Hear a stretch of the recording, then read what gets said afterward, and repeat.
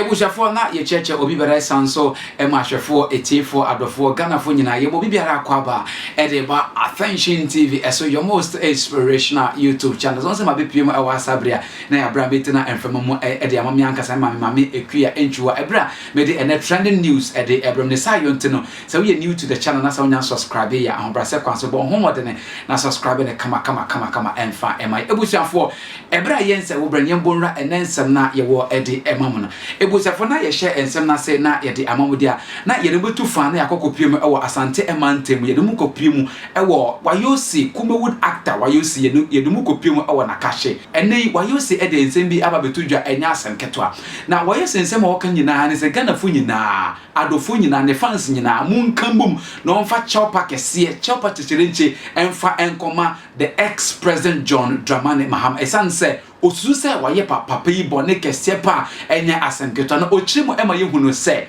em se yare kakra ebebo ne kidney ebe fail kakra na ebra ne kidney be fail na adofo na enwanom nyina ebepo no obia enkasa no eno ana ye papa John Dramani Mahama ebo no modern eboa no ama enei ne ho ato na ochiremu se ebra papa boa no nyina echi nyina no ebra wokoto aba 2014 wanto amfama ndis wanto amfama papa no 2016 wanto aba amfama papa na woni mu say this coming election papa ne be din konimiti na osrese papa enfa ne mfom so mfa ne bon mfa ne mrato nyina enchen na oye ne ba se oba ene egu onanso asebe ye ntwantwene nanso ye pepa enti enkoni koti ensema wayosi edi tudwa ne bi mwakwa aba menu ya muga majoso bibi aboko obo de adum ya esi gbori bra panyi esi aye na ache enokrepa ahefo ho te sei na me adum omo ene yenu mo akabeneza mo wate ase bia ho ye region mo te sei region aka 19 days na kotwa for now de emu ayeshi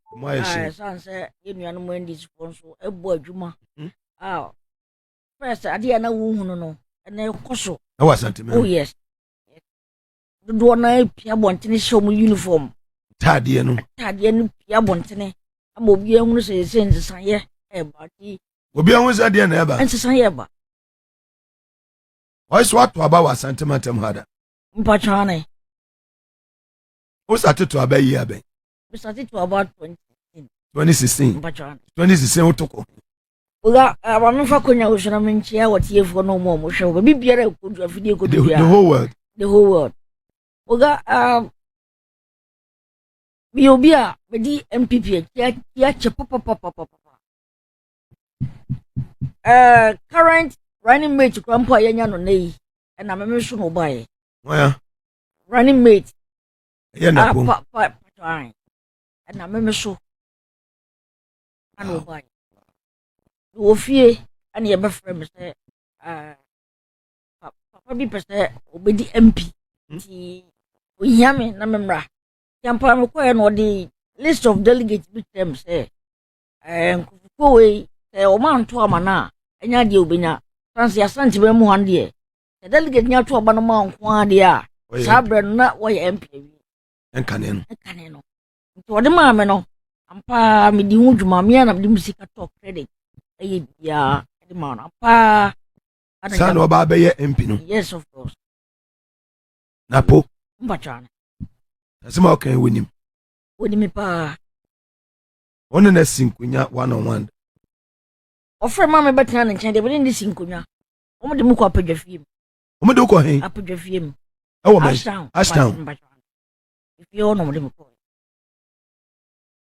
ano de list na me frefre numbers na obi a wo watumi a place awro we ya ma no wa be MP abe cabinet minister for 8 years na wo pray aye akonya kese so be ba be the second gentleman of the land ade na won time the this time tabi bible so bakwasya ana nsisa na dwene isa bogabi eno na nchen mu ho no be frɛ papa bia oye busy oye meeting mi hunu se after so obo anu o friend apo bia wa ye busy oye meeting mi hunu se na dwuma na adoso you know I have to forget there my friend no wonye na dwuma me so me me iti mu hono ma na 2016 benya kidney issue wow kidney issue no etene o mangana ni wiase fa na bebe emu ana 10 minister message for so jare so you know Elizabeth MP for Techemai North. Mr. John Dramani Mahama suma na sa omra me nchen. What? No mo hwe se de ni mi situation sitie. What? Why you see? Abra na santime mu na me wo no yemfa NDC nya hwe o. Papa iba ye no. Oba chedi onu so betimi aye. Ama mane ji obra na me da ya resabia. Now the hospital ben. Na mo konfonochi D3. No one your kidney infection. Anya kidney infection. And then Excellency John Drama, oh friend Apo na point for you. Man free obi akra, you John Dramani Mahama kra, man fa phone am free, man free obi a. But what? And I'm so do sini adwuma nti. Na ote say na to ne mamba akunti no. Aden na wo ma wo. Cause mama ne ba ho no me se de papa na angasa. And the gina wo. To na soma the then creative a tourism minister Emma Elizabeth Ajari.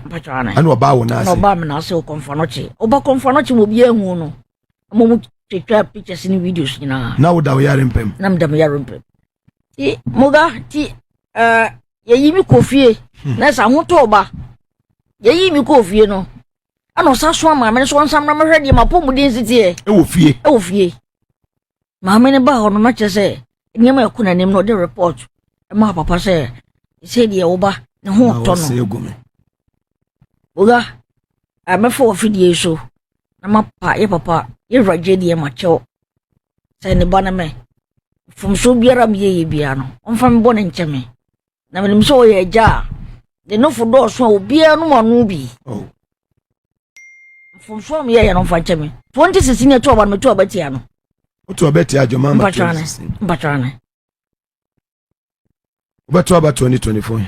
Aka 18 days. But o de me meba ho 2022 kwa me sa to oba so setia no. 2020 me to oba setia no. Obi a wo me da yare mpa so. Sitting president. Abehwe wo. Abehwe me. Aboa wo. Me dwene se Asante ni MPP. Still MPP ne wo mu.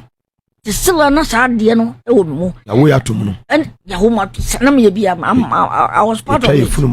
I was part of it. Obana me di MPP rally ma wo ga won kasa mia. Sansana mo doma nkasa. Ampa seminim.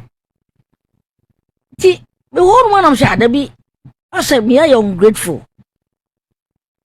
From nowhere obi a wonya hwe ma na da. A sitting president na wo condition say papa ne timi aba wo na ase.